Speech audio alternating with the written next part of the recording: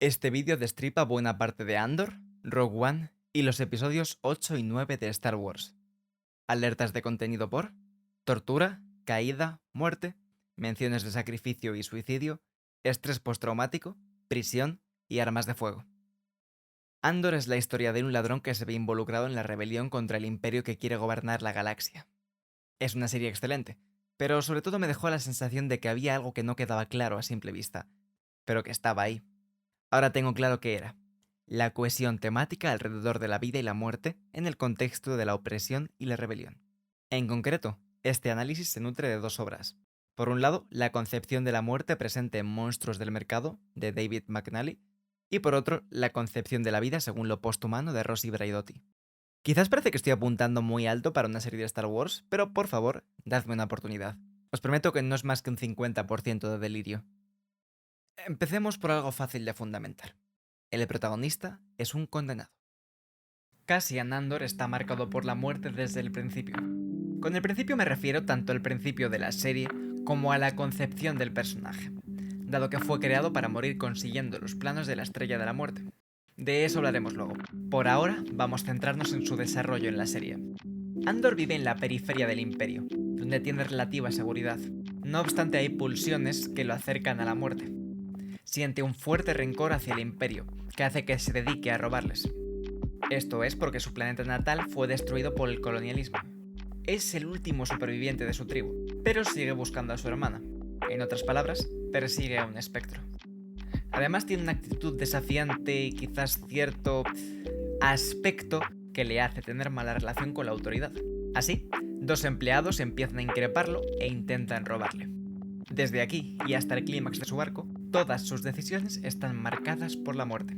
Al defenderse de los empleados, Andor decide jugarse la vida por la libertad. Mata por accidente a uno de ellos y toma otra decisión: matar para defender su vida. Desde este punto está condenado por homicidio, lo cual condiciona aún más sus acciones. Huye de su planeta porque la alternativa es la muerte. Acepta un trabajo para la rebelión por el dinero, que representa la oportunidad de escapar para siempre. Por esto, Andor adopta el nombre de Keith, alguien que creía que podrían convivir con el Imperio, y fue ejecutado en el acto. Su siguiente decisión, de hecho, es huir con su pago. Esta subvierte las expectativas de que Andor se integre en la rebelión. Pero no es retratado como un traidor. Huye con lo que le corresponde, matando en el proceso a una proyección de sí mismo, un traidor mentiroso que quería huir con todo el botín y con la nave. La rebelión a partir de este punto quiere su muerte, pero no por traidor, sino por el peligro de que sea interrogado. Esto establece una posición que considero antimoralista, que no juzga la decisión de huir, sino sus consecuencias. Marva nos lo dice más adelante: no se le puede exigir ni a él ni a nadie que se enfrente al Imperio. El problema de la huida no es moral, sino práctico. No puedes escapar para siempre. Poco después, Andor es apresado y esclavizado, convertido en un zombie. La posibilidad de la muerte reduce sus decisiones a una. Aquí su decisión se reduce a seguir trabajando o morir. El clímax de su arco es tomar la decisión final, aceptar su propia muerte y luchar por recuperar su vida. Pasa a un nuevo estado de la vida, marcado por un bautismo colectivo.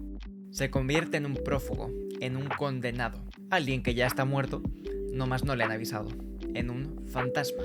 En adelante pondrá su vida en peligro sin titubear y acabará ofreciéndosela a la rebelión. Del mismo modo que el problema, la solución no es moral. No sostiene la rebeldía como ideal abstracto, es pragmático. Dejarse la vida en la lucha es lo correcto, si la alternativa es la muerte. Pero vamos a ver, friki cuatro ojos, ¿qué es esto de zombies y fantasmas? Me explico. Muertos vivientes y vivos en muerte. La muerte que trae el Imperio no siempre es inmediata y directa. El Imperio trae consigo otro tipo de muerte más sutil y productiva: la muerte zombie. Se da cuando el cuerpo queda con vida, pero la voluntad es asesinada. Cadáveres sin autonomía que obedecen al poder. Los funcionarios reproducen la voluntad del Imperio. Los soldados son usados como carnaza en guerras inútiles. Los trabajadores, en especial los esclavos, producen lo que necesitan. Pero la serie también nos muestra que el estado zombie no es inherente a ningún ser y que puede abandonarse. Los autómatas, que a menudo se usan para representar la máxima explotación, en esta obra tienen un rol subversivo. Hay autómatas al servicio del imperio, pero Vi, el robot protagonista por así decirlo, parece mantener una voluntad propia. Además, del mismo modo que Andor y los presos, dejar de ser un zombie es realmente sencillo. Consiste en actuar según la voluntad. La parte difícil es saber que esto te está condenando, pero quienes lo aceptan se convierten en fantasmas. La muerte fantasma se da cuando la voluntad está viva, pero el cuerpo, como consecuencia, está muerto o condenado. Pero a cambio obtienen poderes. El más importante es ser recordado, dejar la voluntad como legado después de la muerte del cuerpo, algo que elaboraré hacia el final. Por ahora el poder práctico e inmediato es perder el miedo a la muerte. El asalto a Aldhani es el mejor ejemplo. Todos los personajes saben que entregan la vida por una causa mayor. Lo llaman misión suicida, y de hecho la mitad exacta de los participantes mueren. La misión condensa la doble pulsión vida-muerte. Cuanto más cerca de la muerte, más vivos están. Este subtexto no es de extrañar si recordamos que la serie parte de una película cuya premisa es una misión suicida. Pero, para hablar de Rogue One, hay que hablar de Star Wars. Zombies y fantasmas en la franquicia de Star Wars. Dejar que una franquicia tan beneficiosa como Star Wars muera es inaceptable para las fuerzas necróticas del capitalismo. Sus propietarios son nigromantes, que se lucran con la labor de personas muertas usando trabajo zombie. Profanan las tumbas de películas hechas hace décadas, roban sus cadáveres y los reviven por la fuerza para su propio beneficio. Esto suena exagerado y abstracto, pero recordad que literalmente usan la imagen y la voz de actores muertos. Como si fueran el Dr. Frankenstein, cierran y cosen unos miembros con otros hasta crear algo distinto. Algo de Yoda, algo de Boba Fett, una descarga de Capital y está vivo. Solo que no está vivo del todo. No es ninguna de sus partes, pero tampoco tiene una identidad propia y nueva. Es solo un zombie, creado para su beneficio. Pero dejar de ser un zombie es sencillo. Solo tienes que rebelarte. El episodio 8 de Star Wars se rebela contra la voluntad de su creador, hasta cierto punto. Al menos se rebela contra el respeto reverencial e incondicional antiartístico que caracteriza a la franquicia. Transmite a cambio un amor real, el tipo que te permite ver el objeto de tu amor con ojos críticos. El fantasma de Yoda prácticamente mira a cámara y nos dice que estamos cometiendo un error al intentar encontrar Star Wars en lo ya conocido. Que Star Wars ocurría en una galaxia muy lejana por algo. El metacomentario es contundente. El apego excesivo al pasado lastra el presente y el futuro. El personaje de Luke es una respuesta crítica a las expectativas sobre el mismo. Al final de la película se manifiesta como un fantasma espejismo y luego se desvanece como si no quisiera ser más que un recuerdo. Es un intento de dejar paso a lo nuevo. La obra se rebela contra la voluntad de la franquicia y acepta su propia muerte. Como consecuencia, el episodio 9 es una cabalgata zombie de 2 horas y media que incluye revivir al putísimo emperador, porque para qué escribir un antagonista si la gente aún recuerda el otro. De este modo, el episodio 9 asesina al 8 por rebelarse. Pero, ¿qué pasa cuando un zombie muere por rebelarse? Que queda en la memoria en forma de fantasma. Y es que Rogue One vio esto y dijo, ¡ah sí! Pues yo no voy a tener continuación posible y además mis personajes ya han muerto. A ver qué hacéis ahora con esto. De forma irónica, esto hace que cualquiera de sus personajes muertos estén más vivos que lo que queda de los vivos. Y sí, Rogue One es precisamente el máximo exponente de usar actores muertos. Esto es una práctica repugnante. Deberían haber contratado actores nuevos o haber prescindido de los personajes. No obstante, quiero rescatar una excepción. Un grupo de rebeldes recibe datos que deben salvar a toda costa. Pero entonces aparece Darth Vader. Por primera vez en décadas, este personaje es aterrador. Y por primera vez en décadas, incita a la resistencia. Porque los rebeldes se dan por muertos, pero esto les insufla vida. Forman una cadena de personas que deciden sacrificarse por algo en lo que creen.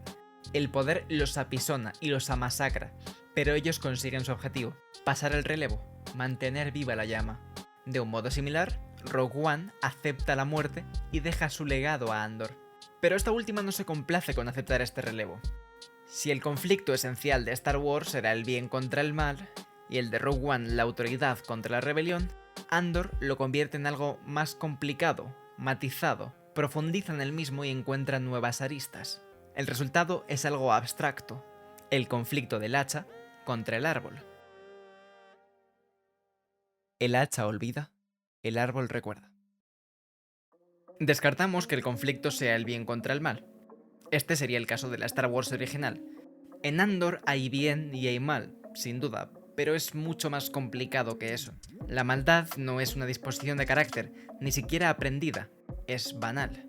Es el resultado de sistemas de legitimación, de castigo y recompensa, que ningún individuo controla. El emperador queda fuera de campo para dejar espacio al aparato burocrático, el poder hegemónico que aplasta el contrapoder. Ese es más bien el conflicto de Rogue One, la autoridad contra la rebeldía. En Andor hay un elemento de eso, sin duda, pero la autoridad y la rebeldía no son categorías estancas y rígidas, sino fluidas. No quiero dar la impresión de que se está promulgando la teoría de la herradura, ni mucho menos. Andor tiene muy claro que fascismo y antifascismo no son lo mismo, pero hay una meticulosa atención al detalle y a la veracidad que sirve para matizar el mensaje. La jerarquía se reproduce en la rebelión, a veces de forma inevitable y necesaria, a veces de forma dañina. El mensaje antiautoritario es necesario y está presente, pero también es maniqueo y reduccionista. Vale, pero entonces, ¿cuál es el conflicto de Andor? En cierto sentido es la vida contra la muerte, pero a la vez es la libertad contra el control. Vale, pero si me apuntaran con una pistola a la cabeza y me ordenaran formular un conflicto esencial, bueno, primero me mearía encima y lloraría porque me están apuntando con una pistola, luego respondería que la libertad contra el control, pero a la vez la vida contra la muerte, y entonces me volarían los sesos porque era una pregunta sencilla y te estaban apuntando con una pistola, ¿qué cojones? Pero digamos que me dejan elaborar. Pese a lo que pueda parecer, la vida y la muerte no son procesos contrarios, ni en la obra que nos ocupa ni en el mundo. Se retroalimentan en un ciclo sin fin, como lo llamó Darth Vader, o como lo llama Rossi Braidotti, en la autopoiesis de la materia viva. Este término define el proceso por el cual los organismos se autoorganizan, por medio de fuerzas caóticas e incontrolables. Vida y muerte no están enfrentadas, sino que ambas participan en la expansión de los seres. Creo que este sería el elemento A del conflicto esencial de Andor, la voluntad intrínseca de los seres a organizarse y relacionarse con libertad. La vida y la muerte al servicio de nada, más allá de la vida y la muerte. El elemento B sería el deseo de control absoluto del imperio, ese querer sustituir el caos vital de los pueblos y comunidades por el orden estéril de la autoridad central. Vemos esto en los escenarios, el caos de tipo bazar de la comunidad sustituido por el orden inmaculado del imperio. Aquí es donde entra en juego la tecnología, o al menos el uso que hace el imperio de ella. La tecnología al servicio del imperio es explotadora, represiva y expansiva. Se usa para zombificar, para convertir la vida en combustible. Se usa para asesinar, para convertir la muerte en coerción. Y se usa para reproducir este proceso de forma infinita, como un virus. Al servicio del poder totalitario, la tecnología se convierte en un ciclo que es a la vez el medio y el fin, una especie de inversión siniestra del proceso vital que mencionábamos antes. El imperio convierte la vida en maquinaria, con el objetivo de convertir más vida en más maquinaria, todo para ser capaz de alcanzar más vida y convertirla en más maquinaria. La prisión es el final último de esta lógica. La tecnología convierte a los presos en maquinaria para seguir creando más maquinaria. La obra nos muestra el poder aterrador de la tecnología al servicio del control, y no le tiembla el pulso al mostrar la oscuridad de esto, pero a la vez nos plantea soluciones. Memoria, rebelión y esperanza. Andor no ofrece soluciones fáciles, porque no hay solución fácil a la opresión. Ya hemos visto que huir es solo un parche. Andor propone la rebelión, pero no edulcora su protesta, porque no es propaganda. No, lo que hace es comprometerse con ella hasta las últimas circunstancias. Nos muestra personas derrotadas, heridas, quemadas y rotas. Vidas anónimas entregadas a la causa sin retribución, amores a los que se renuncia. Dolor, traición, duda, pérdida de principios e inmoralidad. Se mete con la rebelión en el fango, en las cloacas, en lo oscuro, lo vergonzoso, lo denigrante y lo asqueroso. Acepta con honestidad absoluta la dificultad práctica inherente a la rebelión, pero sobre todo su conflictividad moral y su ambigüedad emocional. Nos ayuda a interiorizar lo que a menudo solo queda en el plano intelectual, que la rebelión no es la solución fácil o la mejor solución, sino la única solución. Andor es Hope Punk. Mira la distopía a los ojos y la enfrenta en toda su crudeza. Consigue así lo que Ursula Le Guin llama el impulso para que el cambio sea una posibilidad imaginable. En un mundo que se debate entre el cinismo derrotista y el optimismo fervoroso, Andor consigue con templanza un realismo revolucionario. Porque Andor no es moralista, sino práctica. Así que lo que hace es enseñarnos los puntos débiles del imperio. La unicidad de un sistema inevitable y omnipresente lo vuelve vulnerable a prácticas propias del hacking cibernético, aprender a usar sus recursos, sabotearlos y volverlos en su contra. El absolutismo pretende derrotar y asimilar a un enemigo múltiple, infinito e inagotable, que se opone a los simples principios dogmáticos. Un enemigo de gran flexibilidad que se opone a la rigidez autoritaria del imperio, que se reproduce en su propio seno, se desintegra, se autoorganiza y se extiende. Del mismo modo que hay jerarquía en la rebelión, hay rebelión en la jerarquía. Por último, la pulsión esencial del imperio, la de sometimiento, está condenada a un esfuerzo constante, porque se enfrenta a la pulsión más esencial de los seres a los que intenta someter. Puede intentar someter la vida, pero los zombies se rebelan. Puede intentar someter la muerte, pero asesinar crea fantasmas inmortales y peligrosos. Los fantasmas viven en la memoria de las oprimidas. El hacha olvida porque la muerte que causa le es indiferente, pero el árbol recuerda porque la vida restante es su vida. Olaf y los presos incitan la insurrección. Lúthien comparte sus sueños con fantasmas. La ejecución de un padre radicaliza a un hijo. Las palabras de Nemik y el recuerdo de Keith inspiran a Andor.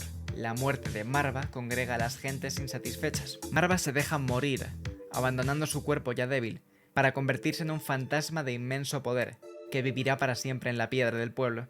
Sus palabras elevan a la gente oprimida. El resultado inmediato es una insurrección que es aplastada. Una derrota más. Pero ahora ya sabemos que la opresión es el caldo de cultivo de la rebelión, que los muertos fertilizan la tierra y los fantasmas habitan las memorias. La rebelión ha comenzado y es imparable. Hasta aquí mi análisis. ¿Os he convencido o ha sido todo delirio? Sea como sea, os animo a comentar. Intento leer y responder a todo. Como quizás hayáis podido apreciar, si habéis visto más de mis vídeos, este es un poco diferente. Estoy cambiando bastantes elementos de formato, contenido y demás con la intención de darle consistencia al canal de una vez. Si tenéis sugerencias de vídeos, es el momento. El siguiente seguramente sea un análisis de Hijos de los Hombres, así que suscribíos si os interesa eso. Nada más por ahora. Gracias por escuchar y hasta la próxima.